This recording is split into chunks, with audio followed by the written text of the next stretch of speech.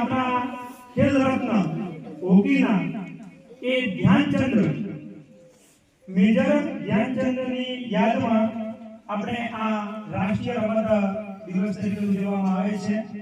તો આજે એના વિશે ધ્યાનચંદ વિશે થોડી હું તમને માહિતગાર કરું કે મેજર આપણા જે ધ્યાનચંદ એ પોતેનો એમનો જન્મ 29મી ઓગસ્ટ 1905માં અલ્હાબાદમાં થયો હતો। હવે તેઓ પોતાનો ઉંમર 16 વર્ષની, વિચાર કરો 16 વર્ષની ઉંમરમાં એ પોતે આર્મીમાં લશ્કરમાં જોડાયા અને એ લશ્કરમાં જોડાઈ અને એક આર્મીની સારી રીતે પોતે સેવા આપતા હતા। હવે એ બાદ એ આર્મીમાં નોકરી પોતે સેવા આપતા હતા અને એમને એક હોકી રમવાનો રસ જાગ્યો અને એ હોકીમાંથી એ પોતે ઘણા બધા રત્ન મેળવ્યા અને એક સારા આંતરરાષ્ટ્રીય ખેલાડી બની ગયા। તો એવા જે આપણા મેજર ધ્યાનચંદ એ પોતે 74 વર્ષ એમનું જીવન રહ્યું અને એમનો મૃત્યુ 3 ડિસેમ્બર 1989માં એમનું અવસાન થયું।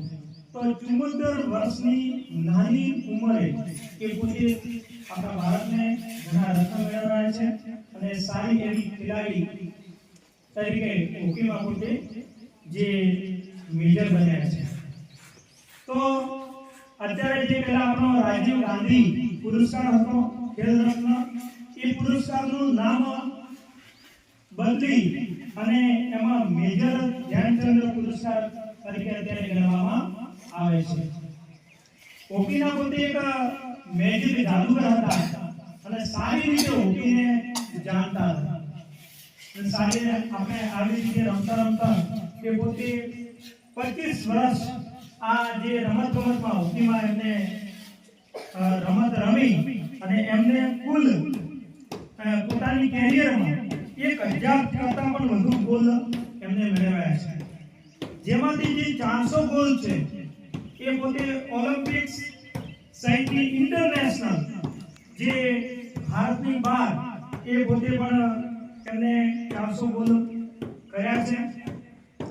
હવે એકવાર જે આપણા જે ખેલાડી મેજર ધ્યાનચંદ એ પોતે હિટલરે 1936માં એમની ઓલિમ્પિક્સ દરમિયાન ધ્યાનચંદની કુશળતાથી અમને રમતમાં જોયું કે એકદમ બહુ સરસ ખેલાડી છે, તો એમની આપણા જર્મનમાં એમની પસંદગી થવી જોઈએ।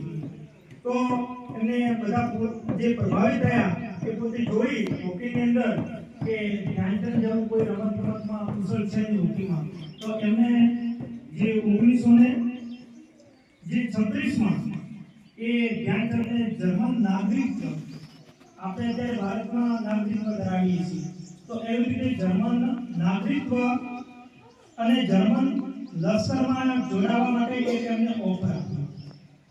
પણ આપણા જે હોકીના જે ધ્યાનચંદ એ પોતે હસતા મોઢે જરાય ગુસ્સો કર્યા વગર એ ઓફરનો અસ્વીકાર કર્યો અને એ પોતે ભારતની એક લશ્કર સેનામાં જોડાઈ અને એક હોકી તરીકે બહુ કારકિર્દી એમને મેળવી છે।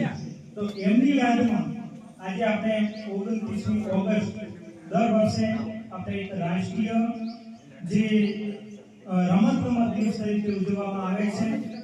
તો એ મેં થોડી તમને જે આપણા મેજર ધ્યાનચંદ્ર વિશે થોડી માહિતી આપી છે, તમે મોબાઈલમાં સર્ચ મારશો તો ઘણું બધું એમાં જાણવા મળશે અને એમનો જે ચહેરો છે એ આવો છે।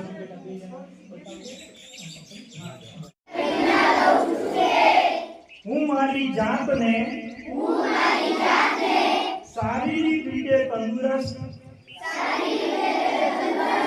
માનસિક રીતે મજબૂત અને ભાવનાત્મક રીતે સંતુલિત બનાવીશ।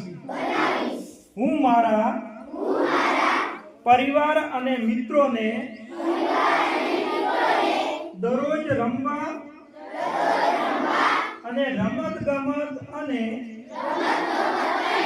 તંદુરસ્તીની પ્રવૃત્તિમાં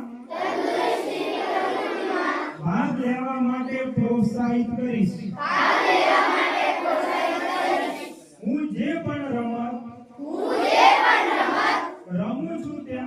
35%